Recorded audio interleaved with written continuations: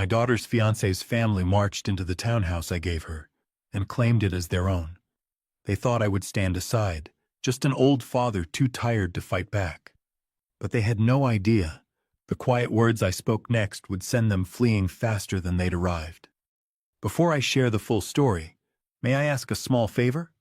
If you enjoy hearing the lessons an old man has gathered through a lifetime of trials and triumphs, please subscribe and tell me where you're listening from.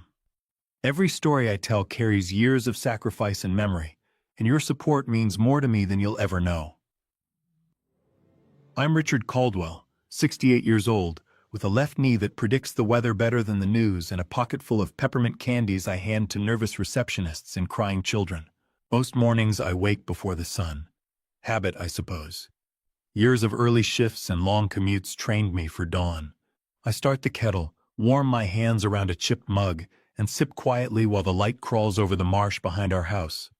Margaret, my wife of 44 years, says those minutes make me look younger, as if the silence smooths the creases from my face. I wasn't born into ease. My father swung a hammer. My mother took in sewing to keep food on the table. I learned early that a thing's worth was measured by how long it could last. A pair of shoes, a promise, a marriage. Margaret and I built our life the same way, carefully, piece by piece, double shifts. A second-hand car I coaxed through 15 winters. A small savings jar tucked inside the bread box. Every brick in our life was laid with sacrifice. When our daughter Elena was born, I made her a vow I never spoke out loud. A vow that she would stand on firmer ground than I ever had. That vow shaped everything that followed. I took night classes to move from janitor to facilities manager. It wasn't glamorous, but it paid steadier, and it gave me pride. I kept a little black notebook in my shirt pocket, scribbling down every hinge that needed tightening, every pipe that rattled. Fixing what was broken became my life. And I suppose, in some ways, it became my language of love. Elena grew up watching that notebook. She was a curious child, always leaning over my shoulder as I sketched crooked diagrams of ductwork and boiler parts. While other children scribbled in coloring books, she'd sit with her microscope, fascinated by the tiny creatures in pond water. "Dad, look, they move," she'd cry, tugging at my sleeve. And no matter how tired I was, I'd put down my tools, crouch beside her, and marvel with her at the hidden world. When she left for college, Margaret and I stood in the driveway waving until her car turned into a speck. The house was suddenly too quiet, too neat. We downsized to a modest home by the harbor, and after years of scraping by, we finally set aside enough to restore a beautiful old townhouse in Charleston. It had belonged to a retired school teacher. Time had not been kind to it. Scuffed floors, peeling paint, windows clouded by salt. But the bones were strong. When I laid my hand along the banister, I felt honesty in the wood. For 3 years I poured myself into that townhouse. I saved where I could, hired craftsmen where skill mattered most. We straightened joists, reset windows, and coaxed new life into weary brick. Margaret chose colors that reminded her of dawn. A pale blue like morning sky, a soft cream like sunlight across plaster. Slowly, the house began to breathe again. We never called it an investment. We called it a gift. Not a bribe, not a bargaining chip, just a blessing we wanted to lay at Elena's feet. A home that said, "You are worthy of stability. You are worthy of joy." By then, she had worked her way through the corporate ranks at Sterling and Partners, climbing patiently from internships to positions of respect. When she told us she was engaged to Daniel Mercer, Margaret's eyes glowed with hope. We thought perhaps our daughter's life was aligning into something steady, something kind. Daniel was charming in the beginning. Polite words, a firm handshake, wildflowers for Margaret. I noticed the rubber band still on the stems, fresh from the market, but I said nothing. Life had taught me the difference between small mistakes and dangerous patterns. You wait. You watch. In those months, our days carried a gentle rhythm. I took early walks when the cobblestones were still wet with dew. On Tuesdays, I volunteered at the workshop, teaching younger men how to guide a chisel without losing a thumb. Fridays, Margaret and I took the ferry to watch gulls harass the wind. We'd return to the townhouse, put on music a little too loud for our age, and slow dance on the polished floor, laughing whenever my knee clicked like a stubborn metronome. I'm a man of quirks, ones Elena teases me about. I keep spare fuses in the glove box. I carry 2 handkerchiefs, one for myself, one clean in case a stranger needs it. I talk to the house while I work. Easy now, I whisper to a stubborn hinge. We'll set you right. Margaret says houses know when they're loved. I believe her. There's one memory I keep pressed in my heart like an old photograph. Elena was 8, and winter bit hard. The furnace died in the night. While she slept under 3 quilts, I sat cross-legged on the floor with a flashlight between my teeth, coaxing warmth back into the motor. My fingers were numb, but when heat finally sighed through the vents, I laid my hand on the grate and felt tears sting my eyes. I had kept my promise. She would not go cold. That night I swore that if I could ever give her a home where winter could never touch her, I would. And so when the townhouse was finished, we planned carefully. We filled it with flowers, set a lemon cake on the table, polished the brass until it gleamed. I practiced what I'd say when we handed her the keys, though my throat always tightens at moments like that. The day came golden and soft. Elena stepped through the door and froze, her eyes wide, her breath catching. I placed the keys in her hand. It's yours, I whispered, to build your life in. Her tears came fast, her arms around us tight. Margaret kissed her hair. I tucked my shaking hands into my pockets. For a rare moment, I believed the world was kind. I allowed myself to dream of Sunday dinners, of children racing down the hall, of laughter ringing off the crown molding. But life has its way of testing what you build. You sand, it scuffs. You straighten, it warps. And sometimes, when you're admiring all the bright paint and solid lines, you miss the faint creak that means trouble has already slipped inside. I thought we were safe. I thought the gift was enough. But peace has a way of ending suddenly. And that's exactly what was about to happen. The front door swung open with a force that rattled the glass panes, and in they came, Daniel's family, uninvited, unannounced, and unashamed. Harold led the way, boots thudding against the polished wood I had labored over for months. Denise followed, her perfume thick in the air, her voice already rising with complaints about parking. Gregory and Monica trailed close behind, their son Caleb dragging a toy car that screeched along the fresh floors. I glanced at Elena. The keys to her new home were still in her hand, her mouth open in shock. "Dad, I didn't know they were coming," she whispered. "Neither did I muttered, my jaw tight. Harold slapped the banister with a heavy hand, as if he were testing a horse for purchase. "Solid wood. Gregory, you'll like it here. Strong bones in this place. You'll settle in just fine." Gregory grinned, striding toward the master suite as though it already belonged to him. "Finally," he said, chuckling. "About time I got a real room. Living over the garage is for kids." My stomach turned. Then Denise, with her muddy shoes, walked into the bedroom and flopped onto the new quilt Margaret had so carefully chosen. She dug her heels into the fabric, grinding dirt into the threads. "Now this," she sighed, stretching out as though it were her throne. "This is comfort." I clenched my fists. Margaret gasped and pressed her hands to her mouth. Elena's face reddened, but her voice was calm, almost trembling with the effort. "This isn't your home," she said firmly. "It's mine." Daniel shifted closer to her, his tone cutting but casual. "Elena, don't make a scene. They're family. Of course they'll stay here." Her head whipped toward him. "Stay here? Daniel, this house was my parents' gift to me. To us. It's not a boarding house." Denise laughed, a sharp, mocking sound. "Oh, sweetheart, marriage means sharing. You'll cook, you'll clean, and you'll keep us comfortable. That's your role now. Isn't that right, Daniel?" And he nodded, without hesitation. Her lips parted in disbelief. "You agree with them? You'd really stand there and let them walk through my home like this?" Daniel crossed his arms, his voice colder now. "Stop exaggerating. This is what a good wife does. She looks after her husband's family." Those words landed like a slap. The silence that followed was thick and suffocating. Then Harold, as if to punctuate the moment, struck a match and lit a cigar. He exhaled a heavy plume of smoke, then stubbed the end against the brand-new nightstand. A black scorch mark spread instantly across the wood I had polished with my own hands. Margaret gasped, rushing forward. "Please! That furniture!" Harold waved her off with a scoff. "Relax. A house is meant to be lived in."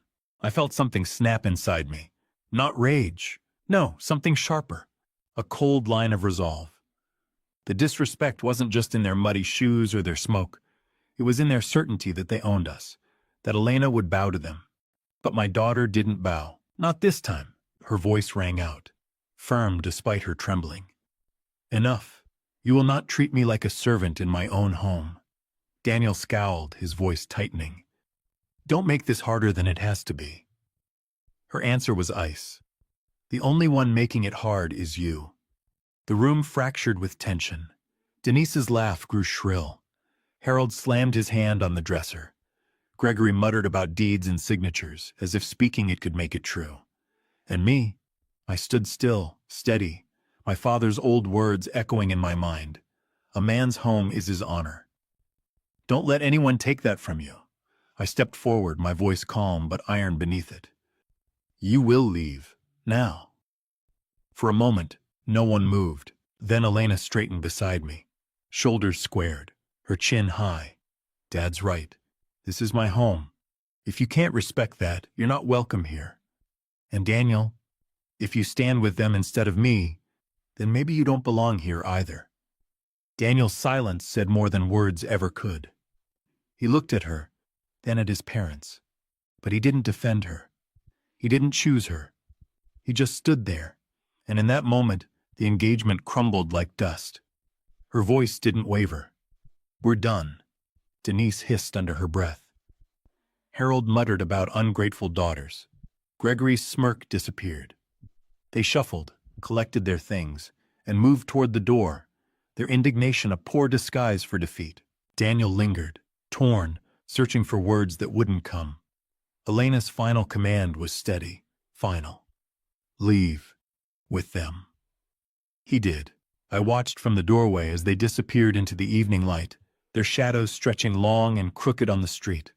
The door shut behind them with a weight that shook the very walls. For a moment, silence filled the house. Margaret's hands trembled. Elena exhaled, steady but pale, her face a mask of heartbreak and strength. I thought it was over. But that wasn't the worst part. Not by far. Because a week later, Daniel returned. And this time, he wasn't alone. He carried something colder than disrespect. He carried a debt. And that's when I knew I would not stay silent. The night after Daniel and his family stormed out, the house felt heavier than stone. The rooms, once filled with promise, seemed to hold their breath in silence. Elena sat at the kitchen table, her hands wrapped around a teacup gone cold. Margaret moved restlessly, scrubbing an already spotless counter just to keep her hands busy. And me? I sat still, staring at the lemon cake untouched on the table, feeling the sting of humiliation deep in my chest. I had built this townhouse as a sanctuary. Every hour of labor, every drop of sweat, was meant to give my daughter a place of peace. And yet, it had become the very stage for her heartbreak. The quilt, the nightstand, the banister I had polished. These were no longer symbols of care, but reminders of how quickly respect can be trampled under muddy shoes and careless words. That night, sleep was no friend of mine. I tossed in bed, the ache in my knee sharper with every turn, haunted by the memory of Daniel's silence when Elena asked for his support. A man's silence, when his voice is needed most, can cut deeper than a blade. I closed my eyes and saw Denise's mocking laugh, Harold's cigar leaving its black scar, Daniel's nod when asked if his bride should serve them. The betrayal echoed long after the door shut behind them. I thought back to sacrifices past, those quiet, unseen choices made for Elena's sake. I remembered her first bicycle. We didn't have enough money, not really. But I worked a weekend double shift repairing boilers in a high school basement, just so I could buy it before her birthday. I remembered the night pneumonia racked her body when she was 13. I sat awake in a straight-back chair, one hand on her arm, whispering over and over, "You'll be all right, my girl. I'll see to it." And I had. I always had. Yet now, watching her tremble at a table meant to be hers, I felt the old vow burn in my chest again. I would not let anyone break her. Not then, not now, not ever. The next morning the phone rang. It was Elena, her voice thin but steady. "Dad, you won't believe this." Daniel had emailed her a spreadsheet. A cold, calculated list of so-called debts. Coffees, bus fares, sandwiches. Every trivial expense he had ever covered, tallied to the penny. $3,142.58. I gripped the receiver tighter. "And what did you say?" "Nothing. He's coming by my office this afternoon, with his parents." Her voice cracked. "Dad, I don't know what to do." I did. That afternoon, I climbed the marble steps of her office building. My knee protested every step, but I ignored it. Inside, I saw them, Daniel, Harold, and Denise, holding a poster board scribbled with numbers, like schoolchildren staging a farce. Their voices carried sharp and cruel. "You owe me," Daniel declared loudly, as coworkers glanced over. "Everything I ever spent on you. I want it all back." Elena stood frozen, cheeks burning with shame. I stepped forward, pulling my checkbook from my coat. My hand trembled, but my voice did not. "Here," I said, writing carefully. $3,200. That covers your little tally." Harold smirked. Denise's lips curled in triumph.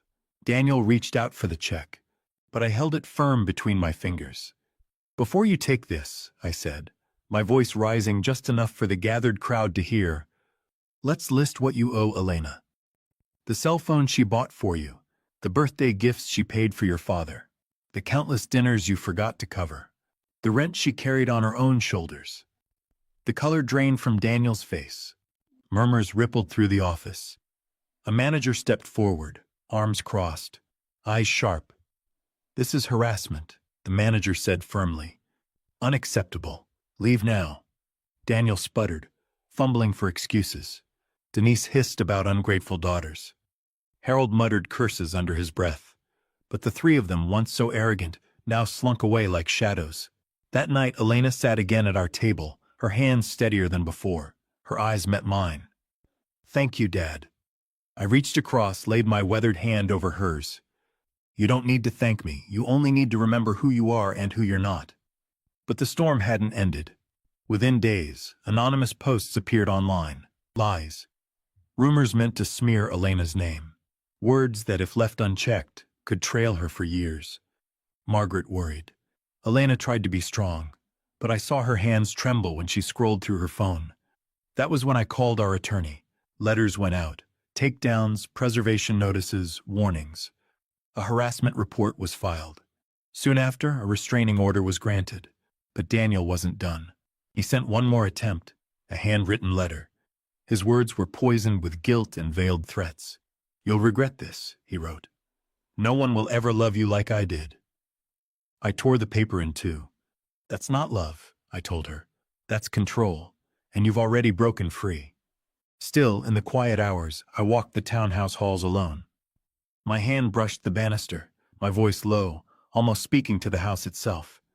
She's stronger than they know, stronger than even she believes.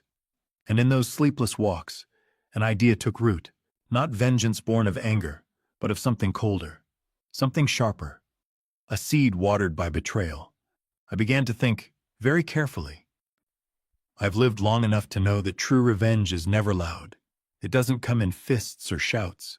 It comes in silence, in patience, in timing so precise it feels like fate itself. The night after tearing Daniel's letter, I sat at the old oak desk in the townhouse study. For decades, I had drawn crooked diagrams of pipes and ductwork at that desk. This time, my pencil moved across the page not for boilers, but for something else, plans to protect my daughter's peace and to end the chaos once and for all. I began with the law. The restraining order was already in place, but I knew men like Daniel and Harold too. Men who believe rules are made for others, never for them. I knew they would try again. That arrogance was predictable. And predictability is a weakness if you know how to use it. So I contacted our attorney, an old friend I'd once helped when his furnace nearly gave out one brutal January. Funny thing about helping people. Life has a way of circling back. He promised me his full attention, told me, "Richard, Document everything. I almost laughed. If there's one thing I've done my whole life, it's document. My little black notebooks were filled with notes, receipts, details. Every screw tightened, every hinge straightened, every broken promise logged in my own quiet script. And now, those notebooks were about to become something more, a weapon Daniel never saw coming.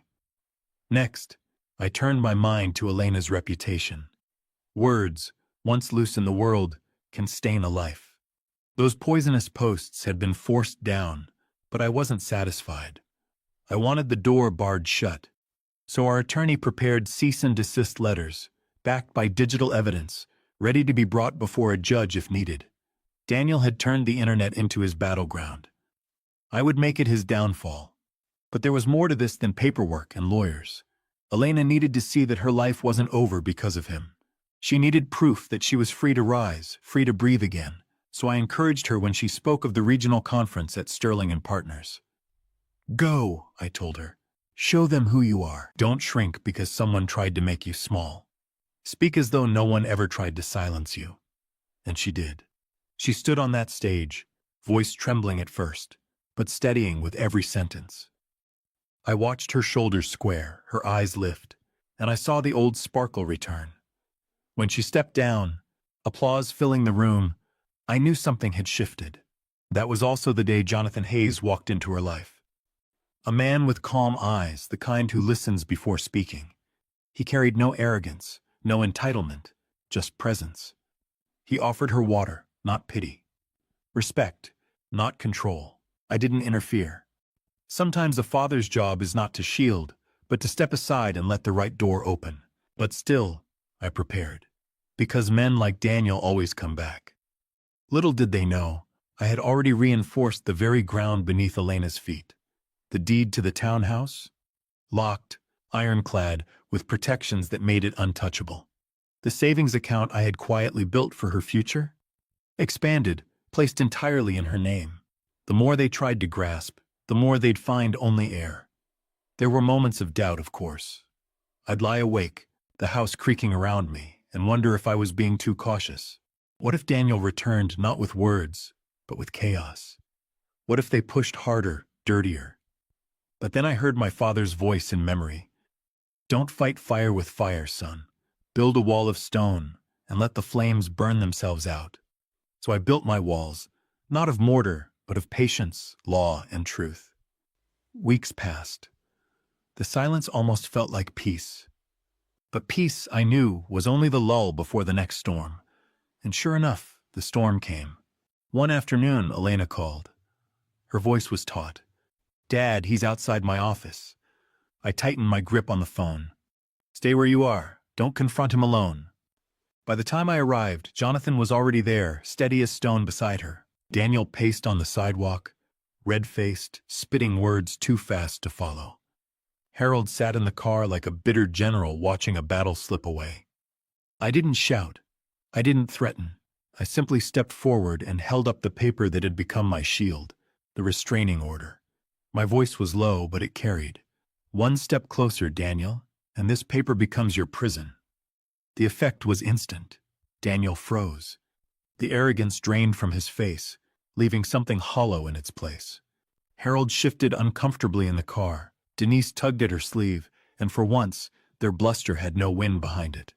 I knew then, the stage was ready. The trap wasn't mine, it was theirs, built by their own arrogance, their own cruelty. And soon it would close. The stage was set. All I had to do was wait. The day of reckoning didn't arrive with thunder. It came quietly, like a storm building on the horizon. You can smell it in the air before the first drop falls. Daniel had circled Elena's life like a hawk denied its prey. First the spreadsheet, then the online slander, then the stunt outside her office. Each move more desperate, each attempt weaker.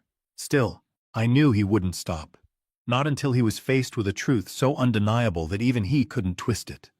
That moment came on the day of Elena's biggest presentation yet, an event for Sterling and Partners, where executives, investors, and colleagues filled the main hall. It was the kind of moment that could define a career.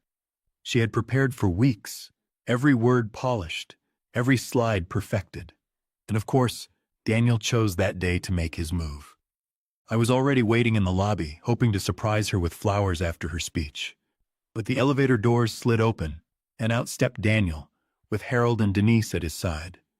Harold carried a folder bulging with papers. Denise's face was twisted in that familiar sneer, and Daniel, he wore a smirk, the smug look of a man who believed he had finally cornered his prey. "Where is she?" He barked at the receptionist, his voice sharp enough to cut glass. "She owes me, and today everyone will hear about it." I stepped between him and the hallway. My knee ached, but my voice did not. "Not today, Daniel. Not ever again," Harold sneered. "You think you can stop us, old man?" I unfolded the document from my jacket pocket, its edges creased but its power intact. The restraining order gleamed under the lobby lights. "I don't have to stop you," I said evenly. "The law already has." Denise scoffed, but I saw her eyes flicker. Doubt, the first crack in their armor. Daniel shoved forward, ignoring the warning. His voice rose, echoing across the marble. "This isn't about the law. She owes me thousands. She used me, and everyone is about to know it." And then, as if the universe had cued it, the conference room doors opened. Executives and investors poured out into the lobby, chatter dying the moment they caught sight of the scene. And there was Elena, standing tall in the doorway, her face pale but her voice clear. "No, Daniel," she said. "The truth is, you used me, and now everyone will know it." Gasps rippled through the crowd. She stepped forward, and I placed a file into her hands, the one I had prepared with meticulous care. Receipts, bank transfers, notes from my black notebooks, every gift she had bought. The phone, the rent, the endless tabs she had covered, all laid out neatly, every figure matching, every detail precise. Elena handed the file to her manager. He flipped through the pages, his brows rising higher with each line. Finally, he closed it with a snap. His voice was cold steel. "Mr. Mercer, this looks less like a debt and more like harassment." The color drained from Daniel's face. His mouth opened, but no words came. Denise fidgeted, tugging her purse strap higher on her shoulder. Harold's bluster shrank into silence. And then came the final blow. Our attorney, who had been waiting quietly at the edge of the lobby, stepped forward. His voice was calm, deliberate. "Mr. Mercer, you and your family are now in violation of this restraining order. You've harassed Ms. Caldwell in her workplace. Again, I'll be filing this with the court immediately." The crowd stiffened, whispers rising. Daniel looked around, realizing there was no sympathy left in the room, no audience to charm, just shame. Security arrived, firm hands guiding them toward the doors. Daniel sputtered excuses. Denise muttered something about ungrateful daughters. Harold glared at me, but even his stare lacked fire now. Their footsteps echoed as they were led outside, each one heavier than the last. When the glass doors closed behind them, the silence that followed was thick. Elena's co-workers stared, not at her with pity, but with admiration. Some even clapped softly. Jonathan stepped forward, calm and steady, a reassuring presence at her side. Elena turned to me, her eyes shining with tears. "It's over, isn't it?" I nodded, my throat tight. "Yes, my girl, it's over." In that moment I felt something I hadn't in months. Peace. Revenge hadn't come in rage or destruction. It had come in patience, in truth, in timing. And as I stood there, watching my daughter reclaim her life, I realized something else. Revenge doesn't always roar. Sometimes it arrives in silence, in dignity, in the simple act of standing tall, while those who sought to control you collapse under their own weight. And in that silence, I finally felt free. When I look back on it now, I don't dwell on the shouting, the cigar burns, or the petty spreadsheet of debts. What lingers in my memory is the silence that followed. The kind of silence that only comes after truth has spoken louder than lies ever could. For months, Daniel and his family believed they could take what was never theirs, my daughter's dignity, her peace, even her home. They mistook kindness for weakness. They mistook patience for surrender. But what they never understood is that patience, when guided by wisdom, is not surrender at all. It is strength waiting for its moment. The Charleston Townhouse still stands, its windows bright in the afternoon light, its polished floors reflecting the life it was meant to hold. Elena visits often, sometimes with Jonathan, sometimes alone. She laughs more freely now, not the strained laugh of someone trying to keep the peace, but the full-hearted laugh of a woman who knows she's safe. When she speaks of her future, her voice carries not fear, but hope. And me. I walk those halls slowly, my hand brushing the banister I once sanded smooth, listening to the echoes of what we endured. Not echoes of humiliation, but of resilience. Not echoes of defeat, but of quiet triumph. That house is no longer just brick and mortar. It is a reminder that no one, no matter how entitled or arrogant, can erase what has been built on sacrifice and love. Daniel thought he could claim control with numbers on a page. Harold and Denise thought they could claim a home by walking through its doors. But they lost long before the court stamped its papers. They lost the moment Elena refused to shrink, the moment she chose dignity over despair. That, to me, was the truest form of quiet revenge. Not anger, not shouting, not even the check I wrote in that office lobby. The revenge was in living well, in standing tall and walking forward into a life they could never touch. And so I say it now, for anyone who has ever been underestimated. Quiet revenge is not plotting in shadows.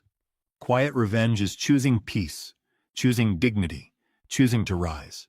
That was my daughter's victory, and that was mine too. Would you have stayed silent or spoken as I did? Share your thoughts in the comments, and don't forget to subscribe for more stories like this one.